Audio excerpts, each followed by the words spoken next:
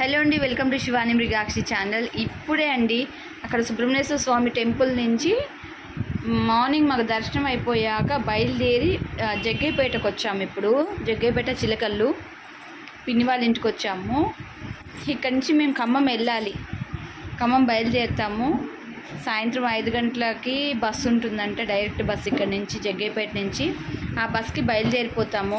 ఈరోజు లైవ్ పెట్టలేనండి, నేను అలసిపోయాను. నేను అసలు నైటు నిద్రపోయినట్టుగా లేదు, అంటే ఒక గంట సేపు నిద్రపోయాను లేండి.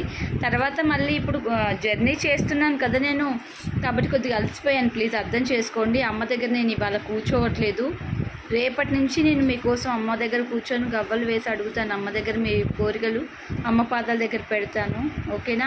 కొంచెం గొంతు కూడా నొప్పి వస్తుంది నాకు. కొంచెం వాటర్ చేంజ్ అయితే నాకు గొంతు సపోర్ట్ చేయదు. నాకు ఎవరికైనా అంతే కదా, డైలీ వాటర్ కంటే కొత్త ప్రదేశంలో వాటర్ తాగితే కొద్దిగా ఇబ్బందిగా ఉంటుంది కదా. సో అర్థం చేసుకోండి.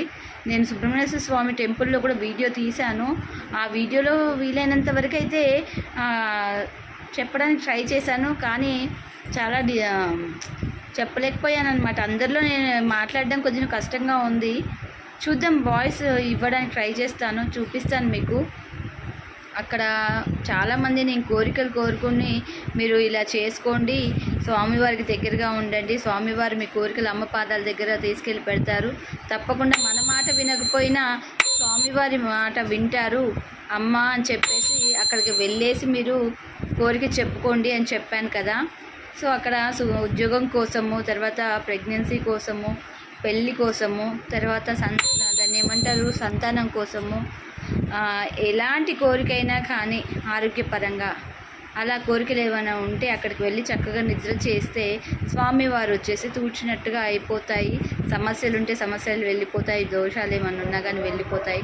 రాహుకేతు దోషాలు ఉంటాయి కదా, నాగదోషాలు, ఇలా అలా అన్నీ పోతాయి. అలాంటివన్నీ కూడా పోవడానికి నేను సుబ్రహ్మణ్యేశ్వర స్వామి దగ్గర నిద్ర చేయండి, ముడుపు కట్టండి అని చెప్పాను కదా. వీలైనంత వరకు ఫుల్ వీడియోలో నేను చూపించడానికి ట్రై చేశాను. నేను మీకు త్వరలోనే ఆ వీడియో అప్లోడ్ చేస్తాను. తెలిసిన వాళ్ళకి ఓకే అండి, తెలియని వాళ్ళకైతే ఆ వీడియో చూస్తే ఒక మంచి ఇన్ఫర్మేషన్ అయితే దొరుకుతుంది సుబ్రహ్మణ్యేశ్వర స్వామి గురించి, ఆ టెంపుల్ గురించి, మోపిదేవి టెంపుల్ గురించి, ఓకేనా? మీరు ఆ వీడియో పూర్తిగా చూసి, మరి ఆ వీడియోలో మీకు ఇన్ఫర్మేషన్ బాగా నచ్చింది, శివాని అక్క చెప్పడం మీకు నచ్చింది అంటే తప్పకుండా లైక్ చేయండి. కొత్తగా చూసేవాళ్ళు మన ఛానల్ సబ్స్క్రైబ్ చేసుకోండి, నాకు సపోర్ట్ చేయండి. మరిన్ని వీడియోలతో మీ ముందుకు వస్తాను, ఓకేనా? నేను మీ శివాని మీనాక్షి అండి, ఉంటాను.